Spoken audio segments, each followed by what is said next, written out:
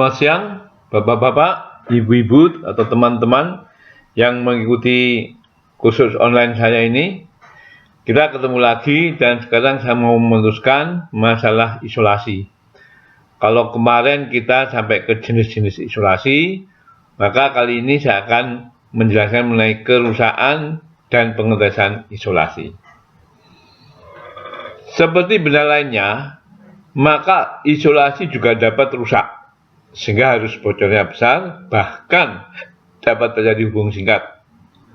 Kerusakan-kerusakan yang umumnya dialami oleh isolasi antara lain kerusakan karena temperatur yang tinggi maupun yang rendah dapat merusak isolasi.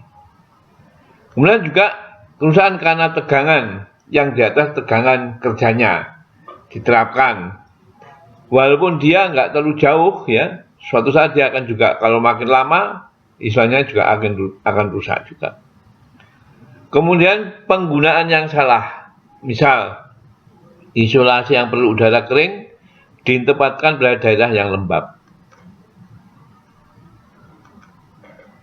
Kemudian juga getaran yang dialami terus-menerus dapat meretakkan isolasi.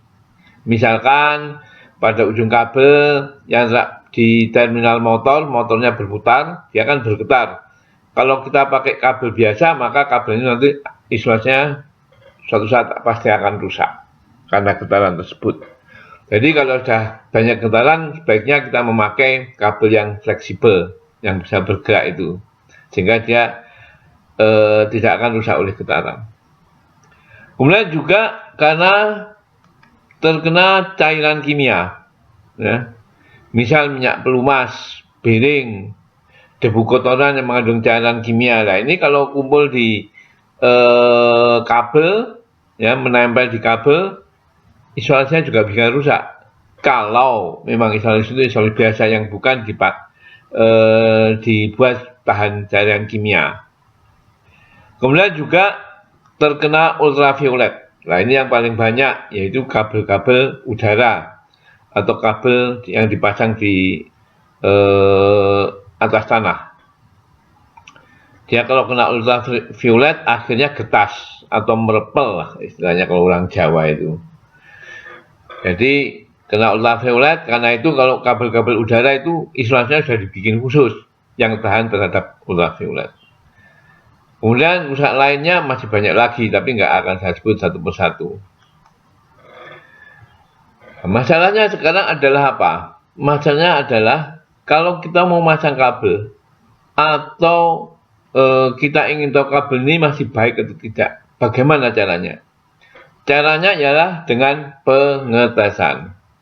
Nah, dengan pengetesan kita akan bisa tahu kabel itu masih baik atau tidak. Karena sifat isolasi itu memisahkan dua tegangan yang berbeda, maka untuk mengetahui suatu isolasi itu baik atau buruk, dilakukan pengetesan dengan tegangan. Jadi bukan dengan arus ya, dengan tegangan. Ada dua macam pengetesan untuk bahan isolasi, yaitu satu kita sebut pengetesan isolasi, yang kedua kita sebut pengetesan dielectric strength. Dielectric itu apa sebetulnya? Sebetulnya ya badan isolasi itulah yang disebut dengan dielectric, yang tebal itu ya, kalau di kabel yang tebal itu. Lalu isolasi ya keseluruhannya itu. Tapi di sini memang kita bedakan antara pengetesan isolasi dan pengetesan dielectric strength. Pengetesan isolasi. Pengetesan ini dilakukan untuk melihat kerusakan isolasi karena gangguan misal tegangan lebih yang lama. Kemudian kondisi lingkungan, misalnya karena ada cairan kimia, air, limbah, dan lain-lain. Kemudian sobek karena kena benda tajam. Lalu getas karena sinar ultraviolet. Dan lain-lain. Pengetesan dilakukan dengan alat isolation resistant tester dengan memberi tegangan isolasi sebesar 500 volt DC atau 500 volt arus arah atau maksimum 1000 volt DC, 1000 volt DC ya, arus arah. Yang dikasih tegangan antara konduktor yang diisolasi dan tanah atau bagian yang ditanahkan dan dibaca berapa besar resistan yang terukur pada alat testing. Harga resistan yang terbaca tidak boleh di bawah harga minimum dari yang tertera pada tabel berikut yang merupakan suatu standar dari IEC maupun dari NEC, semuanya juga menyebutkan standar itu. Pada dasarnya ini bisa dibaca sendiri, tapi pada singkatnya, kalau tegangan rendah itu kita tes dengan alat tes 500 volt DC. Kalau tegangan menengah ke atas, kita tes dengan alat resistan tes 1000 volt DC. Itu aja lah kira-kira paling cepat itu untuk diingat-ingat. Kalau mengingat labelnya agak lama. Nah ini sama juga, ini gambar alat DC-nya seperti ini. Jadi nanti ditancapkan dikenakan pada isolasi sama bagian yang ditanahkan, kemudian itu dipijat, maka jaringan akan menunjuk berapa mega ohm. Jadi kalau tegangan rendah tadi saya sebut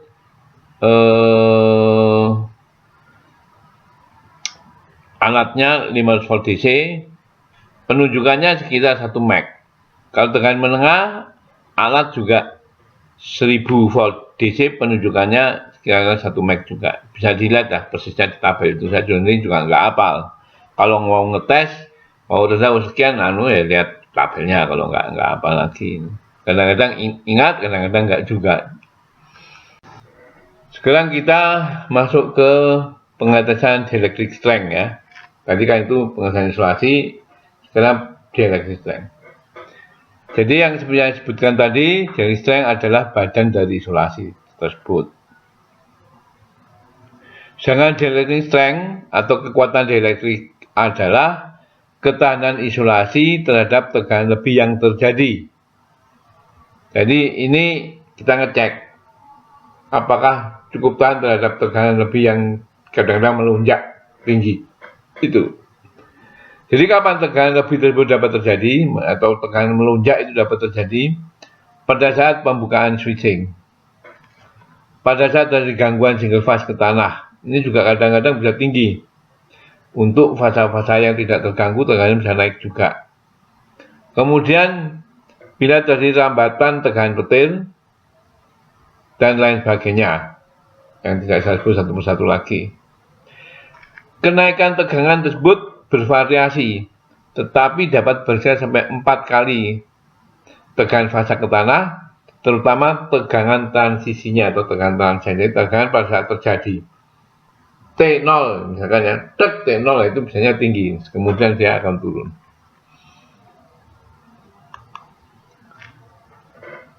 Untuk isolasi yang jelek, maka pada harga tegangan sebelum maksimum terjadi short circuit dan breaker peralatan akan trip.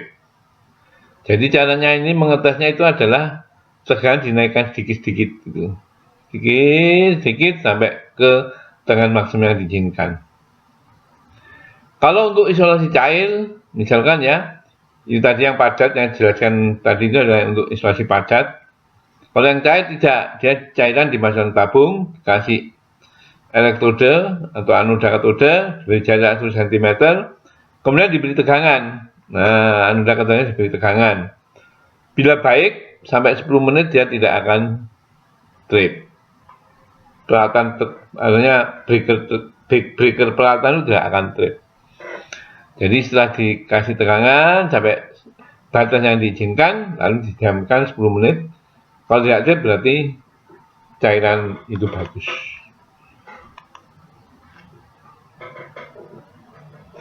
Kegagalan karena tegangan lebih ini tidak dapat diketahui dengan pengertian isolasi. Karena kemungkinan kondisi isolasinya bagus, tidak ada rusak, tidak ada lecet, tidak ada apalagi misalkan kena benang layangan, tidak pel dan sebagainya. Tetapi pada waktu pengetesan belum sampai tegangan maksimum dia sudah jatuh. Ya karena apa?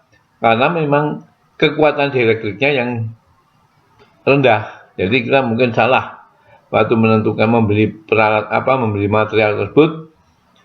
Harusnya dipasang di 20 kV, mungkin yang kita beli dipasang untuk di bawah 20 kV, misalkan 6 kV dan lain sebagainya.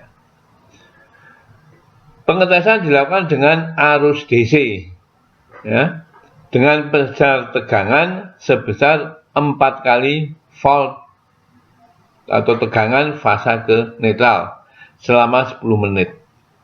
Lalu dicek harga arus bocor. Biasanya dia akan naik sampai suatu harga tertentu, dia akan turun sebentar lalu konstan. Nah, itu baik. Tapi kalau naik terus turun, itu jelek.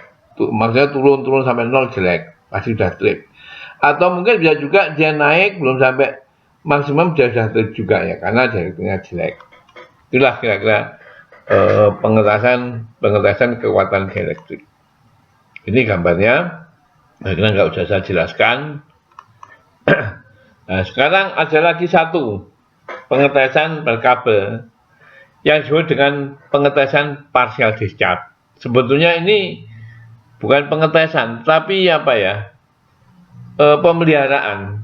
Jadi pencarian titik sepanjang kabel yang terjadi partial discharge atau lompatan bunga api kecil sebelum terjadinya breakdown. Jadi alat ini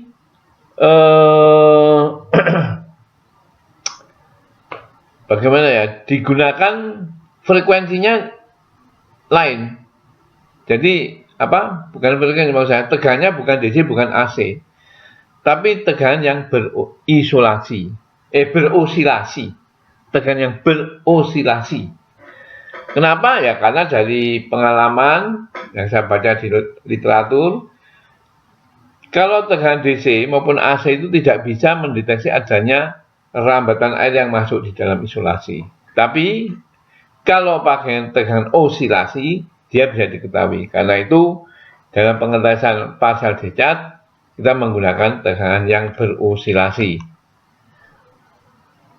Jadi ini ya, selalu digunakan tegangan berosilasi. Dengan tegangan berosilasi ini dapat terdeteksi, sehingga di mana ada water triang atau rembesan air mulai masuk ke bagian isolasi atau ke dielektrik. Kemudian juga kalau ada partial discharge, sebenarnya kalau ada rembesan air ada juga partial discharge kecil sekali. Nah, di sini alat ini nanti akan menghasilkan apa? Menghasilkan adanya titik-titik partial discharge dan letaknya. Karena itu pengetesan ini sebenarnya pengetesan juga, tapi dilakukan pada saat pemeliharaan. Ini disebut dengan pemetaan partial discharge atau partial discharge mapping. Hasilnya bagaimana? Contohnya adalah sebagai berikut. Di sini kelihatan besar partial discharge, lalu jaraknya dari tempat pengukuran. Inilah pengetesan yang biasanya dilakukan pada saat pemeliharaan, bukan saat pembangunan, biasanya pemeliharaan. Tapi nggak apa-apa pembangunan, cuma kalau pembangunan biasanya kita cuma dielectric strength, sedangkan kalau pemeliharaan kita gunakan partial discharge mapping. Kenapa? Ya karena kita butuh tempatnya di mana untuk kita perbaiki. Kalau nggak ada mappingnya, nggak ada lokasinya, sulit kita. Di mana terjadi partial discharge. Nah, di sini dengan alat ini bisa diketahui. Saya kira itu penjelasan mengenai isolasi. Ini mungkin terakhir mengenai teori dasar listrik ya. Dan nanti yang akan datang kami akan masuk bukan lagi teori dasar, tapi pengeterapan sehari-hari. Mungkin yang pertama kali saya sesuaikan dengan kondisi, yaitu akan saya berikan pelatihan mengenai pembangkit listrik tenaga surya, terutama tenaga surya yang di atas atap. Saya kira sekian, terima kasih.